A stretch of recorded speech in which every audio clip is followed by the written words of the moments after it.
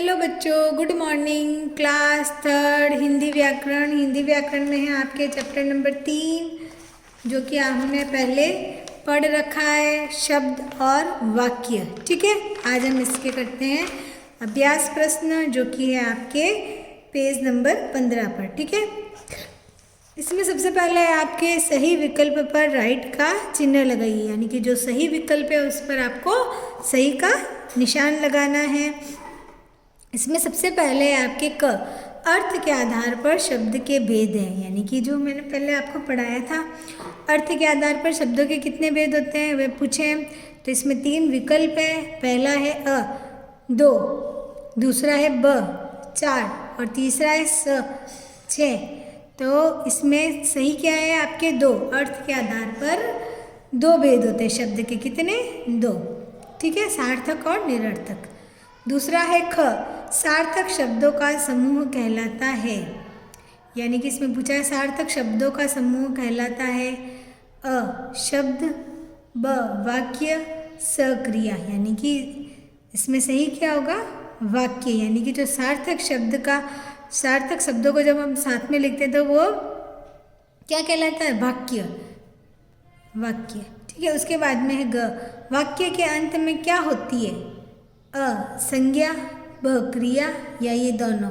तो क्या होगा, वाक्य के अंत में क्रिया होती है। जैसे कि हमने देखा था कि बंदर नाच रहा है, तो ये क्रिया है, सारी क्रिया रहा है रही है। यहाँ पे देखो नाच रहा है, मोर नाच रहा है, अखबार पढ़ रहे हैं, गा रही है, यह क्रिया है, गाना नाचना। ठीक है, ये वाक्य के अंत में जो क्रिया।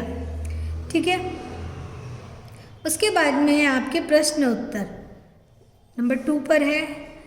पहला प्रश्न है क, सार्थक तथा निरर्थक शब्द किसे कहते हैं, और उदाहरण सहित लिखना है, साथ में उसका उदाहरण लिखना है। ठीक है, तो इसमें पहला प्रश्न है आपके क, सार्थक तथा निरर्थक शब्द। तो पहले हम सार्थक शब्द देखते हैं। क्या है सार्थक शब्द, जिन शब्दों का कोई अर्थ होता है वे सार्थक शब्द कहलाते हैं। ठीक है, यही पूछा है, सार्थक शब्द किसे कहते हैं तथा निरर्थक शब्द किसे कहते हैं। तो सार्थक शब्द लिखा है पहले मैंने, जिन शब्दों का कोई अर्थ होता है वे सार्थक शब्द कहलाते हैं। और फिर उदाहरण पूछा है, जैसे कि घर, विद्यालय, पेड़, पुस्तक, ये सब क्या है सार्थक शब्द है। ठीक है, उसके बाद में है निरर्थक शब्द। क्या है निरर्थक शब्द, क्या पूछा है निरर्थक शब्द किसे कहते हैं। तो निरर्थक शब्द का आपको हेडिंग लगाना है, फिर लिखना है जिन शब्दों का कोई अर्थ न निकले। ठीक है, न निकले वे निरर्थक शब्द कहलाते हैं, यानी कि कोई भी शब्द हो जिसका कोई भी अर्थ न निकले वे निरर्थक शब्द कहलाते हैं। जैसे कि हम बोलते हैं चाय वाय, तो ये चाय तो ठीक है, लेकिन ये वाय क्या है निरर्थक शब्द है। खाना वाना, खाना तो ठीक है क्रिया है, लेकिन वाना क्या है, इसका कोई अर्थ नहीं है। हम बोलते हैं ना चाय वाय, ठंडा वंडा, रोटी सोटी, तो ये पीछे जो शब्द लगते हैं खाना वाना, ये पीछे वाले जो शब्द है निरर्थक है।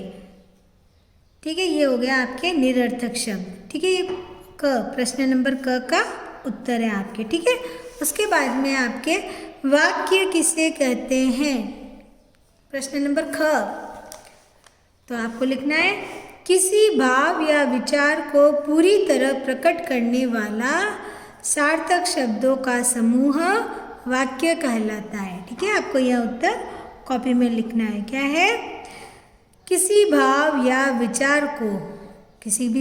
विचार को पूरी तरह प्रकट करने वाला जो सार्थक शब्दों का समूह जो होता है वाक्य कहलाता है। ये इसका उत्तर इतना ही है, ख का प्रश्न नंबर ख का उत्तर, ये प्रश्न नंबर क का उत्तर। ठीक है, उसके बाद में आपके प्रश्न नंबर 3 है जो ग है, वाक्य के कितने अंग होते हैं और नाम भी पूछे, यानी कि आपको नाम भी लिखने हैं। ठीक है, तो वाक्य के 2 अंग होते हैं, मैंने पहले ही बताया था आपको, वाक्य के 2 अंग होते हैं, पहला उद्देश्य, दूसरा विधेय। ठीक है, ये 1 2 3 तीनों ही प्रश्नों के उत्तर है। ये क ख और ग, ये आपको कॉपी में करने हैं।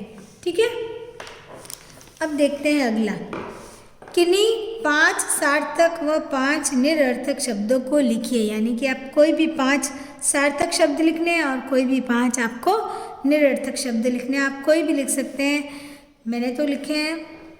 जैसे कि सार्थक शब्द है उपवन, घर, कमल, पेड़, विद्यालय, पुस्तक, कुछ भी आप लिख सकते हैं। ठीक है, सार्थक शब्द जिनका कोई अर्थ होता हो वे शब्द। फिर है निरर्थक शब्द।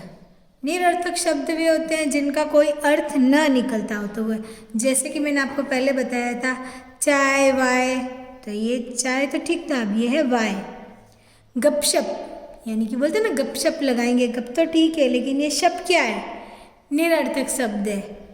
ठंडा बंडा, ठंडा तो ठीक है लेकिन ये क्या है, निरर्थक शब्द है। खाना वाना, खाना तो ठीक है, ये वाना क्या है, निरर्थक शब्द है।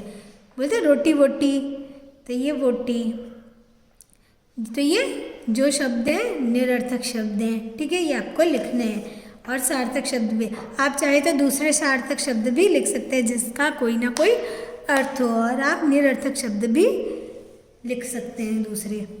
उसके बाद में है आपके प्रश्न नंबर 4, निम्नलिखित वाक्यों में से उद्देश्य के नीचे लाइन खींचे, यानी कि उद्देश्य और विधेय मैंने जो आपको पहले बताया था कि वाक्य में जिसके विषय में कुछ कहा जाता है वे उद्देश्य होते हैं, यानी कि जिसके विषय में कुछ कहा जाता है। जैसे कि राघव स्कूल जा रहा है, तो इसमें राघव क्या है, उद्देश्य है। ठीक है, तो वैसे ही आपको यहाँ पे देखना है।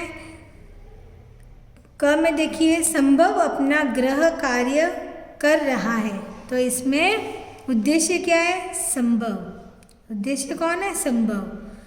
फिर ख देखें, पिताजी दफ्तर में है, तो यहाँ पर उद्देश्य क्या है, पिताजी है। ठीक है, मेहमान आने वाले हैं, तो इसमें उद्देश्य क्या है, मेहमान, क्योंकि मेहमान के विषय में कुछ कहा जाता है। ठीक है, मेहमान। कुत्ता भौंक रहा है, तो इसमें कुत्ता जो है उद्देश्य है, तो यहाँ पे उद्देश्य के नीचे आपको लाइन करनी है जैसे कि मैंने की है। ठीक है, उसके बाद में आपके प्रश्न नंबर 5, रिक्त स्थानों की पूर्ति कीजिए।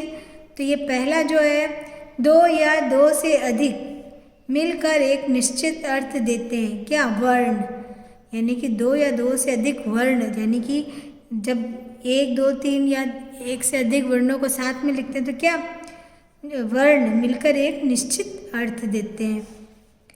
ख, प्रयोग के आधार पर 2 भेद होते हैं, शब्द के 2 भेद होते हैं। प्रयोग के आधार पर शब्द के 2 भेद होते हैं। फिर है ग, जिन शब्दों का कोई अर्थ होता है उन्हें सार्थक शब्द कहा जाता है। ये आपको यहाँ पे भी बताया था, यहाँ पे भी बताया था। ठीक है, उसके बाद में है वाक्य में जिसके विषय में जो कुछ कहा जाता है उसे विधेय कहते हैं। क्या कहते हैं, विधेय, यानी कि वाक्य में आपको पहले ही बताया था उद्देश्य और विधेय। तो यानी वाक्य में जिसके विषय में जो कुछ, यानी कि यहाँ पे देखिए कुत्ता भौंक रहा है, यानी कि कुत्ता उद्देश्य। अब इसके विषय में जो कुछ भी कहा जा रहा है, जैसे कि कहा जा रहा है भौंक रहा है, तो ये क्या है, विधेय। क्या है, विधेय। ठीक है, ये जो है विधेय है। वाक्य में जिसके विषय में जो कुछ कहा जाता है उसे विधेय कहते हैं। ठीक है, ये आपके हो गया है, इनको आपको कॉपी में करना है। ठीक है, थैंक यू बच्चों।